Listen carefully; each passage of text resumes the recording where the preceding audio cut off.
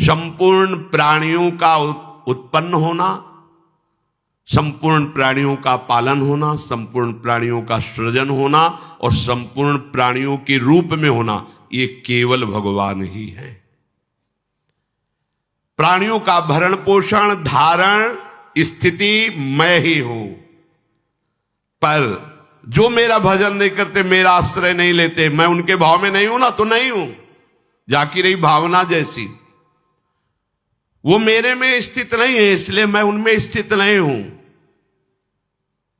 जो मेरे भाव में है, मैं उनको रोम रोम में अनुभव कराता हूं कि प्रभु विराजमान, कण कण में अनुभव कराता हूं प्रभु विराजमान है। इसलिए इस भाव को हम हृदय से स्वीकार करें। हम कभी अकेले नहीं हैं, हमारे साथ प्रभु हैं। किसी भी समय में ऐसा वो समय नहीं जहां प्रभु ना हो, तो इस समय भी प्रभु हमारे हैं। इस समय यही है, सब में है, हम में भी है, सब जगह यहां भी हैं, सब समय में इस समय भी हैं, सबके हैं, वो हमारे भी हैं। ये भाव के बिना भक्ति पूर्ण नहीं होती। कभी आप अपने को अकेला मत समझिए, आपके प्रभु आपके साथ हैं। ये तभी समझ सकते हो जब मुख में नाम चलेगा। मुख में हो राम नाम, राम तेरे हाथ में, बंदे तू अकेला नहीं, राम तेरे साथ। ये कब अनुभव हुआ? जब मुख में राधा वल्लभ लाल को हृदय ध्यान, मुख नाम। फिर बोलो अब किसकी जरूरत पड़ेगी? जब आपको लगेगा प्रभु मेरे साथ हैं, प्रभु मेरे हाथ में है। हाथ का मतलब होता है जैसा मैं चाहूंगा वैसा मेरे प्रभु करेंगे। ये आगे की स्थिति में होता है जैसा मैं चाहूंगा। पहले तो तुम्हें जोई जोई प्यारो करे, सोई मोई भावे, ऐसी स्थिति बनानी होगी। फिर भावे मोई जोई, सोई सोई करें प्यारे, ऐसी स्थिति अपने आप प्राप्त हो जाएगी। प्रभु का आश्रय लेकर निरंतर भजन, एक एक सेकंड, एक एक श्वास तुम्हारी बहुत कीमती है प्यारे। मानो 50 वर्ष तुमने धन कमाया, अब आपकी आखिरी श्वास है, तो 50 वर्ष के व्यतीत किए हुए समय में जो धन मिला, उस धन से तुम एक सेकंड भी नहीं खरीद सकते हो। 50 वर्ष की कमाई हुई संपत्ति से तुम एक श्वास भी नहीं बढ़ा सकते हो।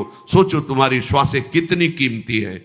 इन श्वासों की सार्थकता है राधा राधा राधा। लाडली जी के चरणों का आश्रय लेकर नाम जप कीजिए, निहाल हो जाओगे, आनंद समुद्र में डूब जाओगे, दुख का निशान भी नहीं रहेगा, कोई शोक कोई भय तुम्हें स्पर्श नहीं कर पाएगा। बड़ा आश्चर्य है, यहां बाहर कुछ नहीं सुधारना, साधना से अपनी दृष्टि सुधारनी।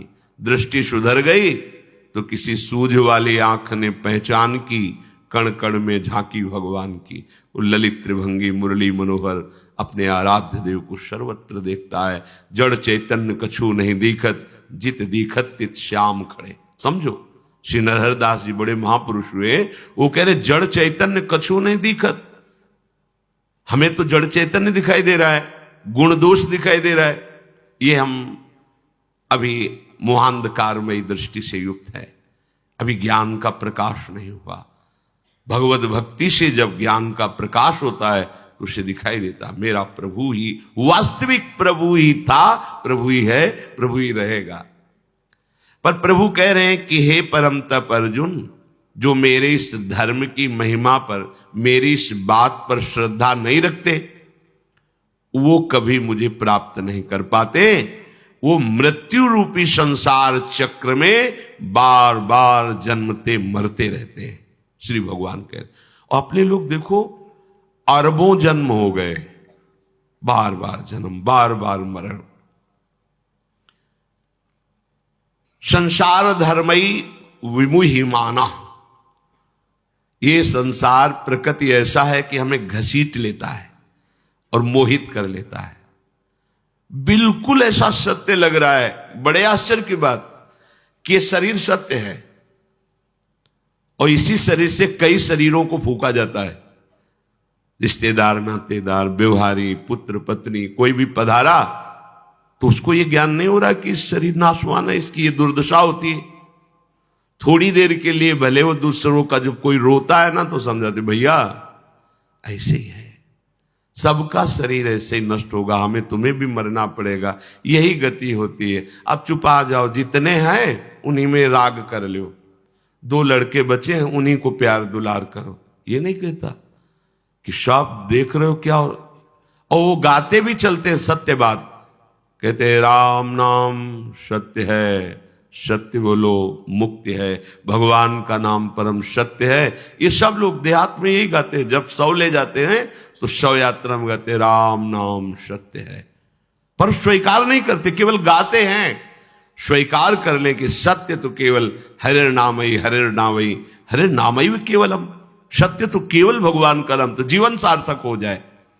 पर बड़े आश्चर्य की बात है, ये अपने शरीर को सत्य मानते हैं, कुटुंबियों के स्नेह को सत्य मानते हैं, धन संपत्ति को सुख रूप मानते हैं, उत्पत्ति विनाशशील प्रतिक्षण परिवर्तनशील जगत के व्यक्ति वस्तु पदार्थ घटना को सत्य मानते हैं। कौन? जिन्होंने भगवान की तरफ दृष्टि नहीं की, तो उन्हें फिर बार बार दुख सुख जन्म मरण परिवर्तन ये प्राप्त होता रहता है। जिस योनि में जाते हैं उसी योनि में आसक्त हो जाते हैं, फिर अगली योनि, फिर अगली। कब तक भागते रहेंगे? थक गए। अरे थोड़ा तो विचार करो, कब तक? कोई यहां टिकने का स्थान ही नजर नहीं आ रहा है। माता पिता के चरणों में सर रखकर स्वतंत्र होकर के, तो कितने दिन वो अंतर्ध्यान हो जाएंगे? वो किसको हम माने अपना, क्या अपना माने? चलो शरीर को लेकर स्वस्थ है, कब नष्ट हो जाए?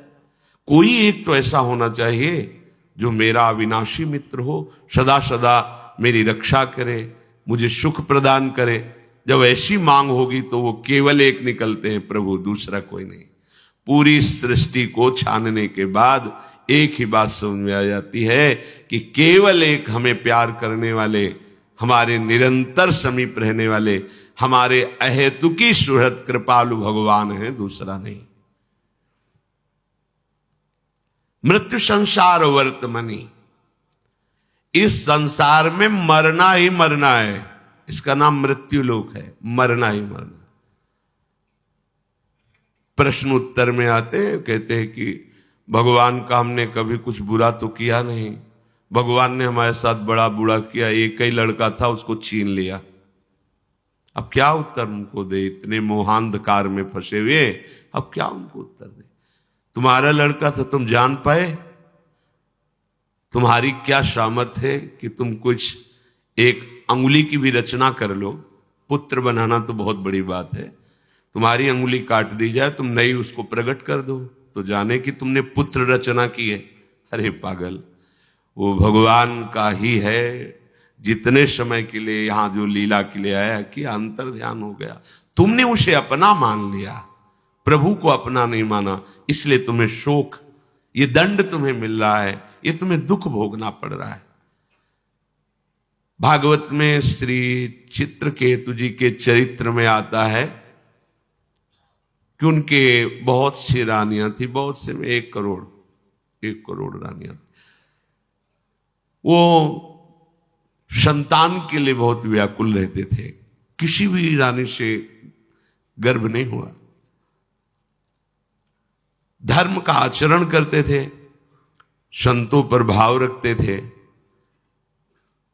तो एक दिन देवर्षि नारद जी और अंगिरा जी आए उनके इस मोह का नाश करने के लिए कि तुम पुत्र की जो हठ लगाए बैठे हो वृत्ति, ये ठीक नहीं है। आकर कहा कि राजन, तुम जो उदास रहते हो ठीक नहीं है, ये पुत्र प्राप्ति की चाह का त्याग करो और श्री भगवान का भजन करो। ये कुछ दिन का जीवन है, पुत्र आदि तो एक लौकिक मान्यताएं हैं, लौकिक संबंध है, उनका हमें ज्ञान की जरूरत नहीं इस समय, क्योंकि ममता रत सन ज्ञान कहानी व्यर्थ होती है।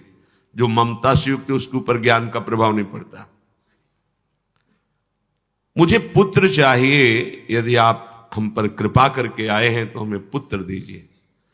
तो आपको पता होना चाहिए, यहां सृष्टि की कोई भी वस्तु एक रस नहीं रहती, इसलिए प्राप्ति में हर्ष होता है और बिछोह में शोक होता है। तो आपको पता है आपको भी हर्ष और शोक ही होगा।